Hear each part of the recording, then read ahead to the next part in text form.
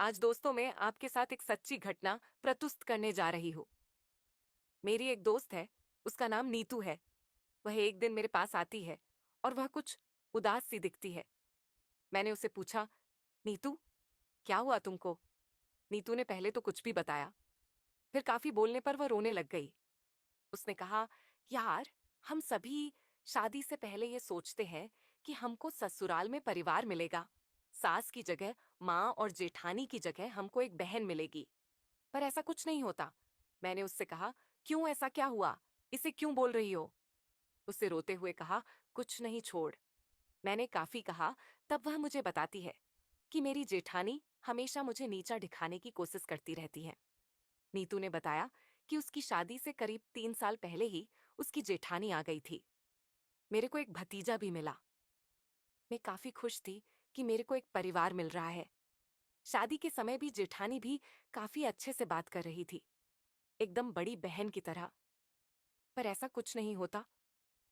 मैं भूल गई थी कि वो है तो मेरी जेठानी, और मैंने उनको शादी के समय ही अपने पियर और अपने बारे में सब कुछ बता दिया। नीतू रोते हुए बोलती है, वही मेरी सबसे बड़ी गलती हो जाती है। मेरे को ज्यादा दिन नहीं हुए थे ससुराल में, पहले ही दिन मेरी जेठानी ने अपना रंग दिखाने लग गई।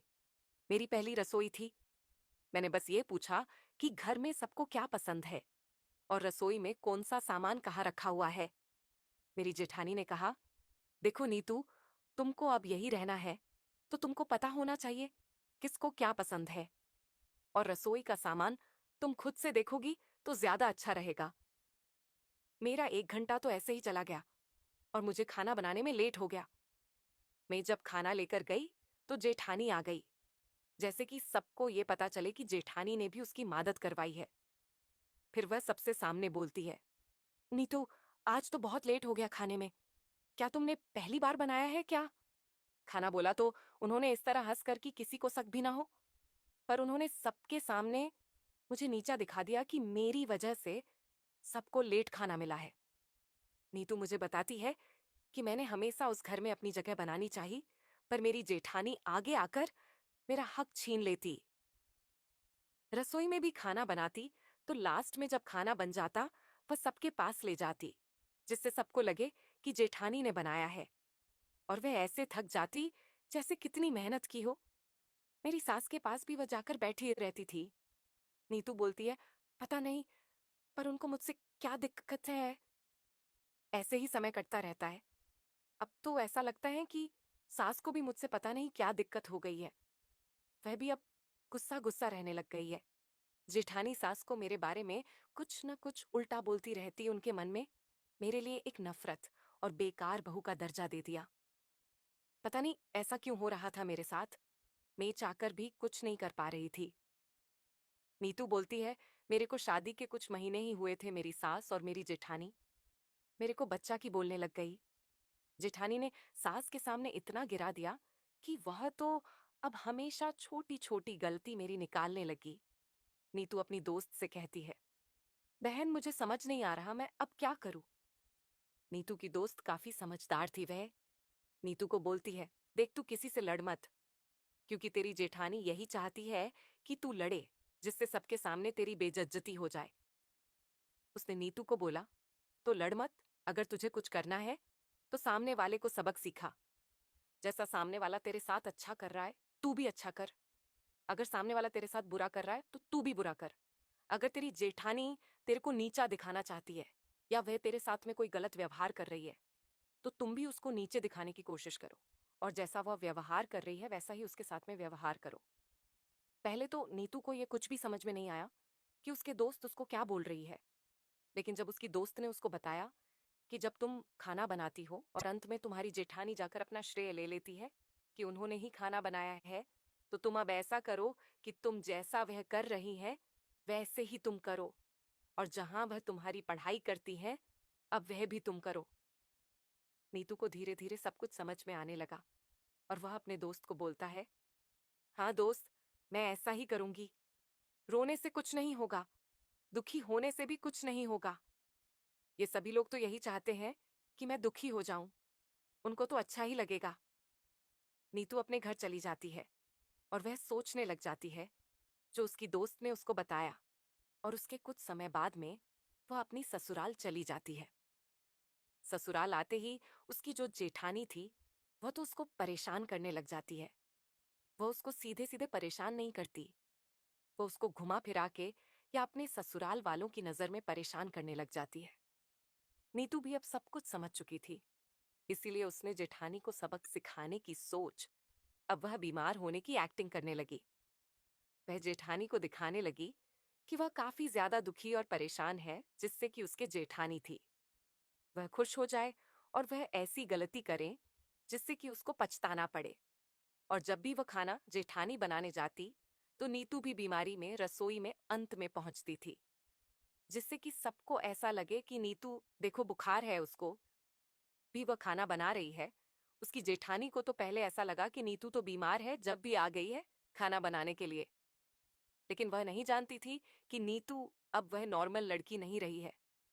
वह सभी काम करती थी, जिससे कि उसकी सभी लोग अच्छा मैन ससुराल में जेठानी धीरे धीरे देखती रहीं कि नीतू की ज्यादा तारीफ हो रही है। कोई खाना भी बनता तो नीतू अंत में सबको परस्त देती थी। कोई प्रोग्राम होता तो नीतू लास्ट में सबके सामने जाती थी और वो ये प्रोग्राम में हिस्सा ले लेती थी। कोई साफ सफाई होती थी तो नीतू थोड़ी वह सफाई करके सबको ये दिखाई थी कि देखो मैं ही सफाई की है और जेठानी अब कुछ नहीं करती है। मेरे आने के बाद में जेठानी जो नीतू की थी वह धीरे धीरे बहुत जलने लगी थी। वह नीतू से बहुत परेशान होने लगी थी। वह नीतू से चाहती थी कि नीतू उससे लड़ाई करे और वह नीतू को सबके सामने गिरा दे। लेकिन नीतू भी अब सब कुछ समझ चुकी थी।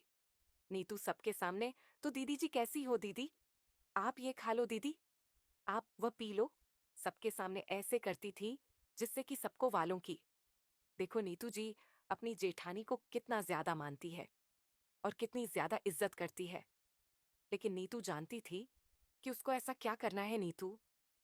लेकिन जब सब कोई नहीं रहता था तो जेठानी को वह पानी तक भी नहीं पूछती थी, जिसकी जेठानी को लगने लगा कि आप तो उसकी दाल नहीं गलेगी। कुछ समय बाद उनके घर पर एक प्रोग्राम होता है जहां पर काफी रिश्तेदार आए हुए थे और उनके घर के लोग और आज पड़ोस के लोग भी आए हुए थे। जेठानी ने सोचा कि आज तुम्हें नीतू को सबके सामने नहीं चाहिए, दिखाकर रहूंगी।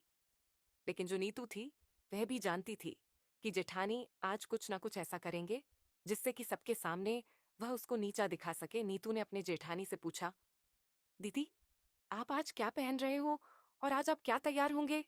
तो नीतू की जेठानी ने बोला कि देखो मैं तो आज बीमार हूं और मैं तो साधारण रहूंगी, ना ही मैं तैयारी करूंगी, ना ही मैं कोई सिंगर करूंगी, ना ही मैं कोई कपड़े पहनूंगी। मैं एक नॉर्मल रहूंगी। क्यों? क्योंकि यह घर का प्रोग्राम है, मैं साधारण ही रहूंगी। लेकिन जो नीतू थी वह समझ चुकी थी कि यह जेठानी की एक चाल है उनको नीचे दिखाने के लिए। तो नीतू ने भी बोल दिया, ठीक है दीदी, जैसा आपका हो, आप अगर साधारण रहोगे, नॉर्मल होगी, तो मैं भी क्या करूंगी, तैयार होकर। तो नीतू भी अपने कमरे में चले गए। नीतू के जाते ही उसकी जो जेठानी थी उसने अपना कमरा का गेट बंद किया और वह तैयार होने लग गई, क्योंकि नीतू की जेठानी यह चाहती थी कि नीतू एक साधारण के रूप में आए, ना कोई सिंगर करे जिससे कि उसकी जेठानी सिंगार करके आएगी तो सब उसकी बाबा करेंगे। लेकिन नीतू साधारण रहेगी तो उसको एक नौकरानी और एक अनपढ़ की तरह देखेंगे। लेकिन नीतू भी यह सब जानती थी। जेठानी पूरी तैयारी से तैयार हुई, उसने अच्छा खासा सिंगर भी किया, लेकिन उसने एक नॉर्मल सिंगार किया, ज्यादा सिंगर नहीं किया, क्योंकि उसको लगता था कि नीतू एक साधारण रहेगी उस तो अच्छी ही दिखेगी। लेकिन नीतू की चालाक निकले, उसने भी अपने कमरे में जाकर उसने बहुत अच्छा सिंगर किया, एकदम बढ़िया वाला सिंगर किया, और उसने पूरा सिंगार किया और अच्छे कपड़े भी पहने।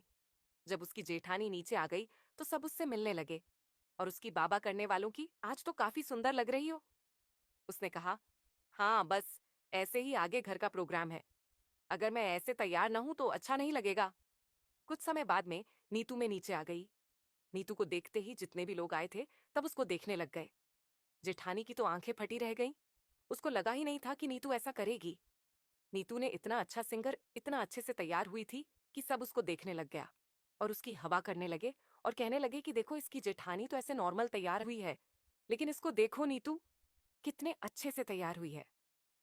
नीतू की जेठानी को समझ आ गया कि उसने आज तक जो भी नीतू के साथ किया है वह सब गलत किया है। वह भी एक घर की बहू है, वह भी एक लड़की है, उसको ऐसा कुछ भी नहीं करना चाहिए और उसको नीतू और अपने ससुराल वालों के साथ में मिलकर रहना चाहिए। नीतू की जेठानी उसको अकेले में ले जाती है और उसको बोलता है, बहन देख, तू आज तक हमारे बीच में कुछ भी हो, उसके लिए मैं माफी मांगती हूँ और मुझे माफ कर दे, और आज से हम दोनों एक अच्छी बहन की तरह रहेंगे।